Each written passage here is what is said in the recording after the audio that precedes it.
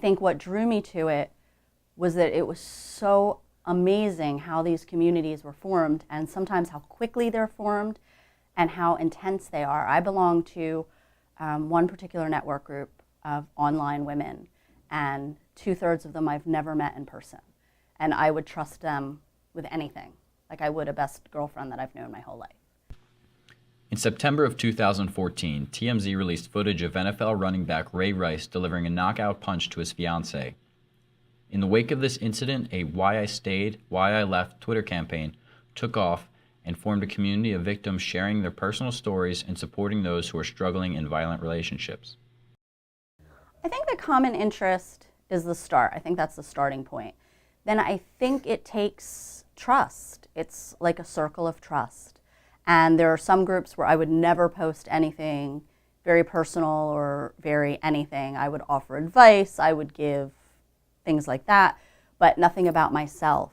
The situation that went on was and remains to be, pretty tragic and horrible for the family. Fortunately or unfortunately, however you want to look at it, it's given all of us the opportunity to have these very open conversations on a level that we've never really had the opportunity to do so before.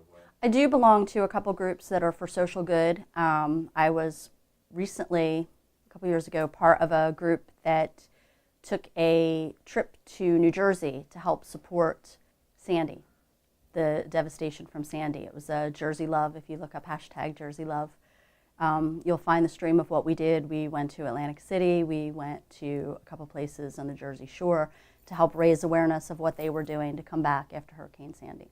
Well, the nice thing is, or what's really beneficial is if you have a hashtag.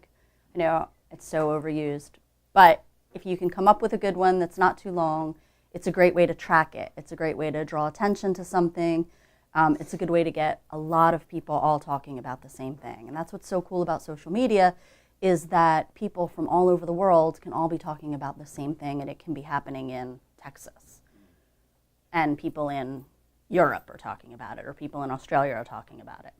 It's really crazy, and I don't know if it's because you're not face-to-face with them all the time, it's more trusting, or if it's just, I don't know. I don't know what it is. That's what I find so fascinating, is that these communities crop up, you get in with this group of people, you have a common interest, and it just can explode. It was very interesting to see the women that were willing to share their story, that felt compelled after seeing that come out to share, and why they stayed, because it's easy. I think it's easy for some of us to say, oh, I would never do that. I know myself well enough to know I would never stay. I would never put up with that. I would never. But who knows what goes on in anybody's mind when they're in that situation, and maybe you would.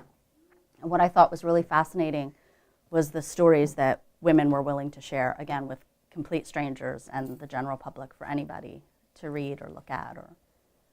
And that's the thing.